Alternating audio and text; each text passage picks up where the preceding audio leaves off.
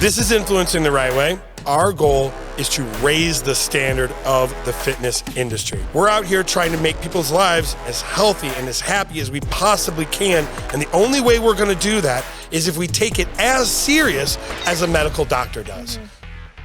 What's going on, guys? You are listening to Influencing the Right Way with The Viking. And with me, I've got Sarah Sloan. Yeah. What's going on, That was like girl? a Mario one.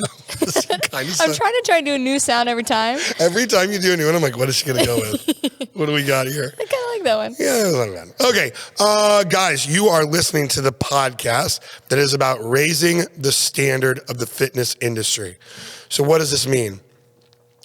We view the fitness industry as important as being a medical doctor.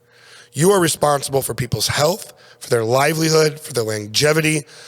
This is an important thing to be taking on. And we see a lot of people in the industry that are just trainers because they like working out or it was an easy job for them to get, right? They're going to get a couple hours on the weekend or they can make some extra money personal training. That's not the way I view this. For me, this is a lifelong commitment to getting other people healthy.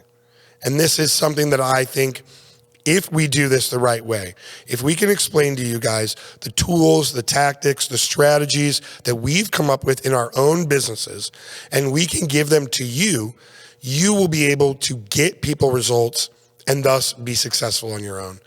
So let's jump in. How do we kind of run the podcast, Sarah? So we always present a common problem that we see in the fitness industry and even one that like we've witnessed ourselves and didn't know what to do. Yeah, where we were stuck because we were those guys. Yeah, like this is common. And then we actually give tactics that you can use and implement to solve that problem, be successful, and help people get results. Yep. So this is not a long-winded podcast to sit and chat and have a conversation. We like to keep these short, to the point. Here's the problem. Here's how you fix it. Let's go do the damn thing. So with that in mind, let's jump in. What's today's problem? Okay, so today's problem would be, I know we've all been there before, where you're presenting your product, program, whatever it may be, and you're noticing that the person is just wish-washy about it. Yeah, they're iffy. They're not really fully committed. And what do you do? Yeah, the immediate reaction. So, you're, hey, this is my program. It costs this much. Let's get started today. They're like, oh, I don't know. Let me think about it. We go into sales mode. Depends. Yeah. Oh, well, actually, we've got a lot of people who have really done very well with this. And, it's only $60. Most people are charging, $100 or something like this. But I know you, so I'm going to take care of you today.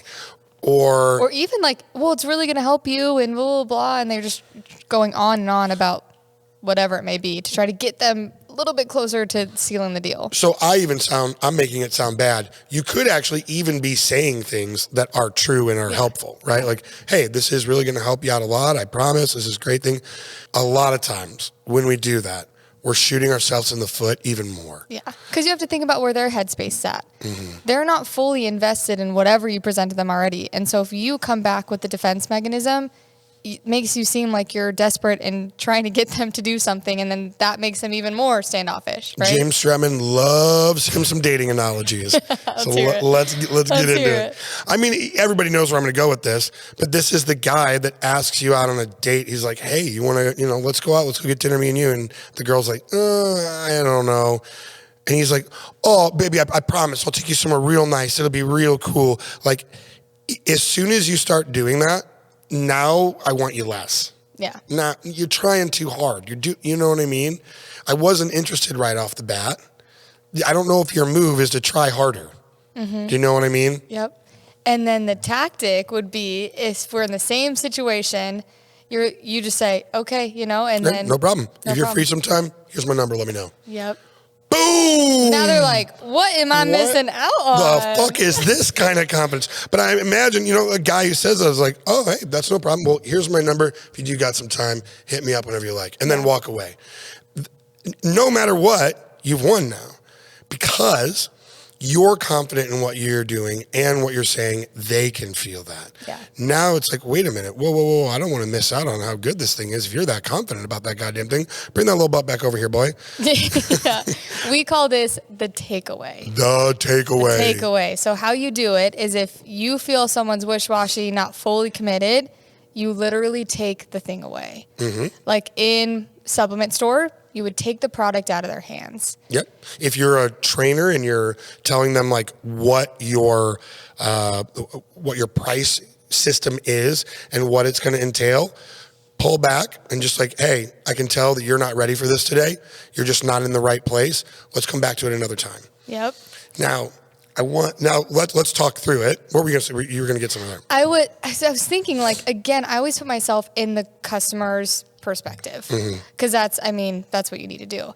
And if you did that, if you were the customer, you would feel like they genuinely like cared about you. Yeah. There's so much more trust there. Where it's like, oh, you could tell I didn't want to buy this, and then you didn't let me buy it. Like you did what was right for me. Yeah, they're almost having like an existential crisis. Yeah, like, what is going on right now? Whoa, okay. Yeah, because now I was making the joke, right, about the relationship stuff, and it is true, but let's really get down to what it is. If that person, even if they were to say yes, and you gave them a couple other points, like, well, I'm going to throw in this, I'm going to help out this with you, and they were like, oh, okay, fine, I'll join. Having somebody now, and I'm talking specifically about in the fitness industry, having somebody do your program, buy your product, whatever it is, half-heartedly is not a good idea. Yeah. Because, we're going to come back around to it. They're going to get half-hearted results. They're going to tell people they didn't like the results, and you're going to be worse off than where you were when you started. Yeah. Or you're going to have to do 10 times more work to keep that person happy. Yeah. Because you have to keep them satisfied because they weren't fully bought in the beginning. They probably just aren't your customer. Yeah, that's okay. And now, we're saying this very laissez-faire, like, oh, just do this. This was very difficult for me to take on at first. Yeah. Now imagine, I'm the business owner. I got to pay rent. I got to pay my employees. We got taxes. I mean, there's all kinds of shit. So the idea of somebody coming in, they're in the store, and then being like, you know what? It doesn't sound like you're ready for this. We can talk about this next time. The idea of doing that makes me want to fucking kill someone. Because you're like, I'm literally draining money. No. But let's get into the insight real quick. Now, normally we talk about this from a fitness perspective, but let's talk about it from a business perspective. When you have that customer that is in front of you right there, it's a lot easier to see money that's in front of you than to visualize potential money that's 6 months down the road. But as a business owner, you have to think like that. How do you do that? In this scenario, let's say there's another customer and you're like, hey, I can just tell that, you're not 100% about this product right now. Let's just put a pin in this. We can talk about it another time. And all of a sudden they go, oh, wait, no. I want that. I'll do it.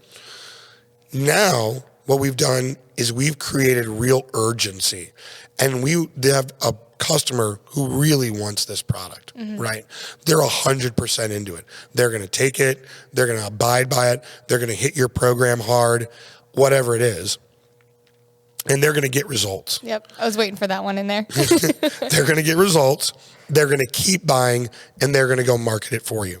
So that one person that you lost, there's going to be 9 that, that tipped them over the edge.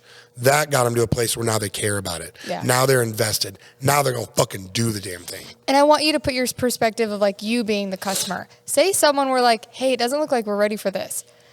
I mean, you would. Now I want it. Yeah, you're like, you don't think I'm capable? Yeah. You're wrong. Now it's a challenge. Yeah. That's another challenge thing. them.